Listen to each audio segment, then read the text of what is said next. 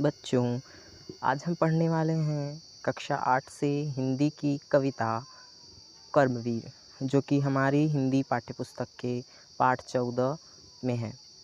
तो आज की इस वीडियो में हम पढ़ने वाले हैं कर्मवीर कविता। रचयिता हैं इसके अयोध्या सिंह उपाध्याय जी, जिन्होंने इस कविता को लिखा है। प्रस्तुत कविता में कवि ने कर्मवीर पुरुषों की व्याख्या करते हुए कहते हैं कि जो कर्मवीर पुरुष होते हैं वो परिस्थिति या समय से भयभीत नहीं हुआ करते। कैसी भी परिस्थिति हो वो अपने कर्म में लीन रहते हैं एवं समय का सदुपयोग भी करते रहते हैं। तो चलिए आज हम इस कविता को पढ़ते हैं, इस कविता का अर्थ जानते हैं। उसके पहले हम अयोध्या सिंह उपाध्याय जी का एक छोटा सा संक्षिप्त परिचय देख लेते हैं। अयोध्या सिंह उपाध्याय जी का जीवन परिचय इस प्रकार से है कि इनका जन्म जो है 1865 ईस्वी में उत्तर प्रदेश के आजमगढ़ ज़िले में हुआ था। आजमगढ़ ज़िले के निजामाबाद शहर में इनका जन्म हुआ था। 1932 तक इन्होंने सरकारी नौकरी से अवकाश 1932 ईस्वी में इन्होंने सरकारी नौकरी से अवकाश ग्रहण किया और काशी हिंदू विश्वविद्यालय में 1941 तक शिक्षक के रूप में काम किया। इन्होंने सन 1924 ईस्वी तक हिंदी साहित्य के सम्मेलन पद को सुशोभित किया। इन्होंने विविध विषयों पर काव्य रचनाएँ भी की हैं। बात की जाए इनकी प्रमुख रचनाओं की तो उसमें वैदेही वनवास, रस कलश, चुभते चौपादे, चोखे चौपदे, अधखिला फूल, पारिजात तथा ठेठ हिंदी का ठाठ प्रमुख है। इनकी जो विश्व प्रसिद्ध रचना है प्रिय प्रवास, वो हिंदी खड़ी बोली का प्रथम महाकाव्य माना जाता है। सन 1947 ईस्वी को निजामाबाद में इनका निधन हो गया। तो हिंदी साहित्य के अंतर्गत द्विवेदी युग के एक सर्वश्रेष्ठ कवि रहे अयोध्या सिंह उपाध्याय जी। इनकी रचना कर्मवीर हमारी हिंदी पाठ्यपुस्तक कक्षा 8 के अंतर्गत दी गई है। आज इस कविता को हम पढ़ते हैं और इसका अर्थ जानते हैं। तो बच्चों, प्रस्तुत गीत में कवि ने जो है कर्मवीरों की विशेषता को जो है बताया है और समय का सदुपयोग करने और जो है कर्मवीर पुरुष को हर प्रत्येक स्थिति में जो है अडिग रहने के लिए इस कविता में कहा गया है।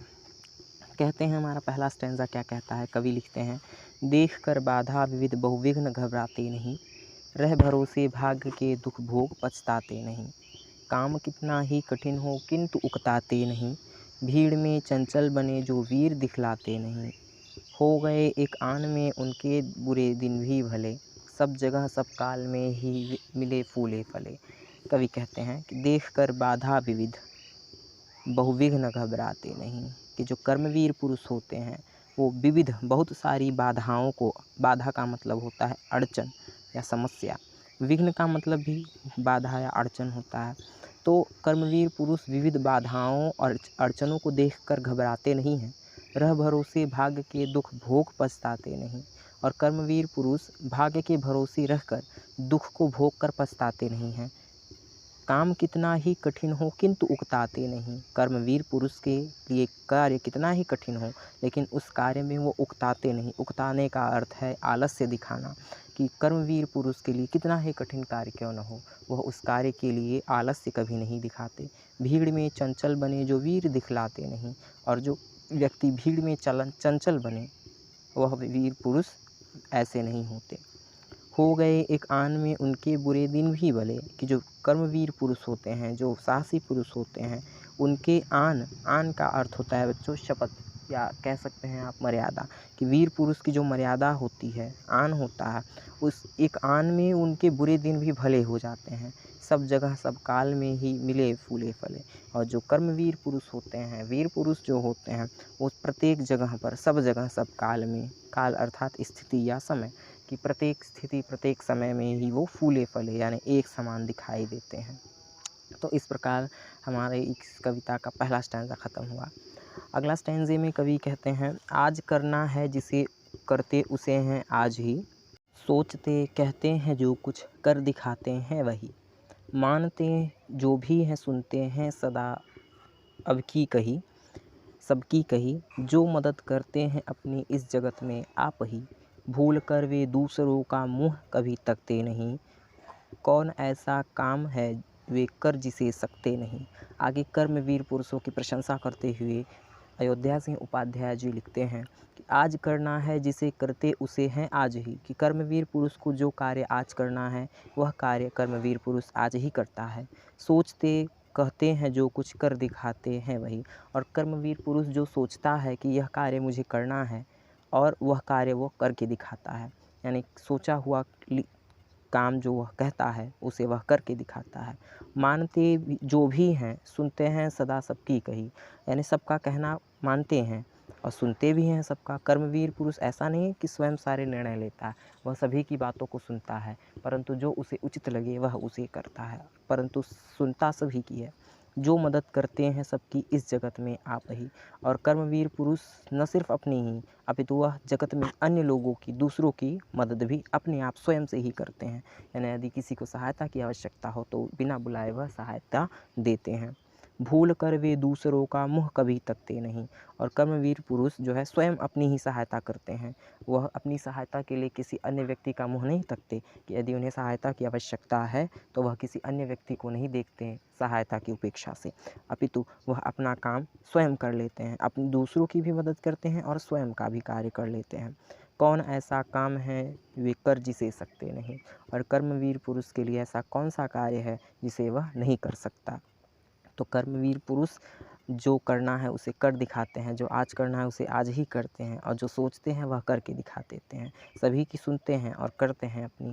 और वो मदद के लिए किसी की ओर देखते नहीं, परंतु अपनी सहायता वो स्वयं कर लेते हैं। और इस संसार में ऐसा कोई कार्य नहीं है जिसे कर्मवीर पुरुष नहीं कर सकते। तो इस तरीके से हमारा सेकंड स्टैंजा भी फिनिश हो गया। आई होप आपको समझ में आ रहा होगा। आगे कहते हैं कवि, जो कभी अपने समय को यूँ बिताते हैं नहीं, काम करने की जगह बातें बनाते हैं नहीं, आजकल करते हुए जो दिन गंवाते हैं नहीं, यत्न करने से कभी भी जो जी चुराते हैं नहीं। बात है वह कौन जो होती नहीं उनके लिए, वे नमूना आप बन जाते हैं औरों के लिए। इसकी इस स्टैंज़ा की एक पंक्ति जो है उस तरफ है बच्चों, इसलिए हम उसको वहाँ उस स्टैंज़ा पे जब चलेंगे तो वहाँ एक्सप्लेन कर देंगे। पहले इतना जो है इन पंक्तियों को समझ लेते हैं। कहते हैं कवि कि जो कभी अपने समय को यूँ बिताते नहीं, कि जो भी कर्मवीर पुरुष, जो पुरुष अपने समय को यूँ बिताता है नहीं, यानी जो पुरुष अपना समय व्यर्थ में नहीं बिताते, काम करने की जगह बातें बनाते हैं नहीं, और काम करने की जगह वह बातें यानी बहाना नहीं करते। जो कर्मवीर पुरुष होते हैं, जो साहसी पुरुष होते हैं, वीर पुरुष, उनके सामने जो कर्म हो वह उसे कर लेते हैं। उस कर्म को करने के लिए कार्य को वह बहाना नहीं बनाते। आजकल करते हुए जो दिन गंवाते हैं नहीं। और जैसा कि अन्य लोगों का जो है आदत होता है, अन्य लोगों की, वो किसी काम को आज या कल पे टाल देते हैं। तो वीर पुरुष आजकल करते हुए अपना दिन नहीं गंवाते। जिस कार्य को करना है वह उस कार्य को फ़ौरन कर लेते हैं। आजकल करते हुए वह दिन गंवाना यानी बिताना, दिन नहीं बिताते। यत्न करने से कभी जो जी चुराते हैं नहीं। यत्न का मतलब होता है परिश्रम, या जो है कह सकते हैं हम उपाय, या जो है मेहनत। कि यत्न करने से कभी जो जी चुराते हैं नहीं, और उपाय करने से यानी किसी कार्य को तुरंत कर देने से कभी वह जी नहीं चुराते। यानी उपाय करने से, किसी समस्या का समाधान निकालने से कभी जी नहीं चुराते। बात है वह कौन जो होती नहीं उनके लिए, और ऐसी कौन सी बात है जो उनके लिए न हो, यानी ऐसा कौन सा कार्य है जो कर्मवीर पुरुष, जो साहसी पुरुष नहीं कर सकते। साहसी पुरुष हर एक कार्य कर सकते हैं। वह कार्य के लिए कभी जी नहीं चुराते, कार्य के लिए कभी जो है बहाना नहीं बनाते, और अपने कार्य को समय पर करते हैं। आगे कवि कहते हैं कि वे नमूना आप बन जाते हैं औरों के लिए। ये जो है पंक्ति पिछले वाले स्टैंज़े का है, तो आप उसी से मिलाइएगा। कि जो व्यक्ति अपने काम को समय पर करते हैं, काम करने के लिए जो है बातें नहीं बनाते, अपने काम को आजकल करते हुए दिन नहीं गंवाते, और कार्य से जो है जी नहीं चुराते, तो वो ऐसे व्यक्ति नमूना बन जाते हैं। नमूने का मतलब होता है उदाहरण, अन्य लोगों के लिए एक उदाहरण बन जाते हैं ऐसे व्यक्ति, और वे नमूना अपने आप ही बन जाते हैं, स्वयं ही अन्य लोगों के लिए वह उदाहरण बन जाते हैं। आखिरी हमारा जो स्टैंज़ा है उसमें कवि कहते हैं, व्योम को छूते हुए दुर्गम पहाड़ों के शिखर, वे घने जंगल जहाँ रहता है तम आठों पहर, गरजते जलराशि की उठती हुई ऊंची लहर, आग की भयदायिनी फैली दिशाओं में लवर। ये ये कपा सकती कभी उसके कलेजे को नहीं, भूल कर भी वह नहीं नाकाम रहता है कहीं।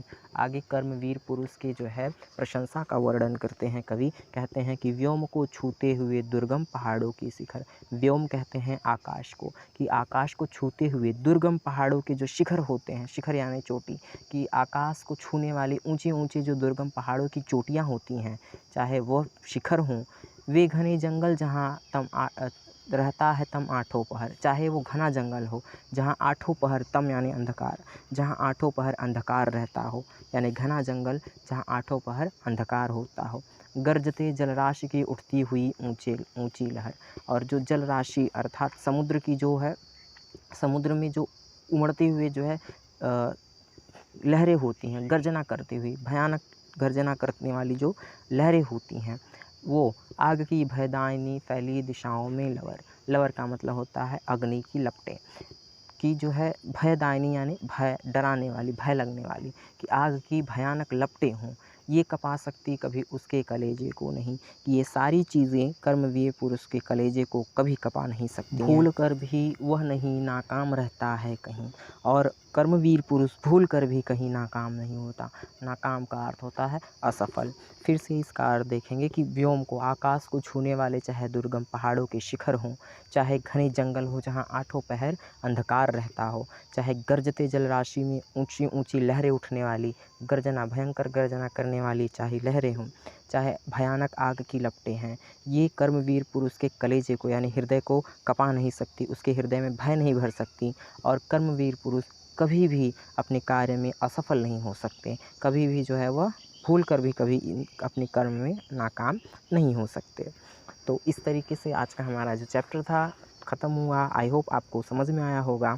तो अब हम मिलेंगे आपसे अगले चैप्टर पे, लेकिन जाने से पहले आपसे फिर से रिक्वेस्ट है कि अगर आप चैनल पे फर्स्ट टाइम विजिट कर रहे हैं तो लाल कलर वाले सब्सक्राइब बटन को प्रेस करके चैनल को सब्सक्राइब करना ना भूलें, और साथ ही साथ बेल आइकन को भी प्रेस करना ना भूलें, ताकि आने वाली हर वीडियो का नोटिफिकेशन आप तक पहुंचता रहे। वीडियो पसंद आए तो इसे लाइक करें और मित्रों में ज़्यादा से ज़्यादा साझा करें, ताकि घर बैठे वो भी पढ़ाई करते रहें।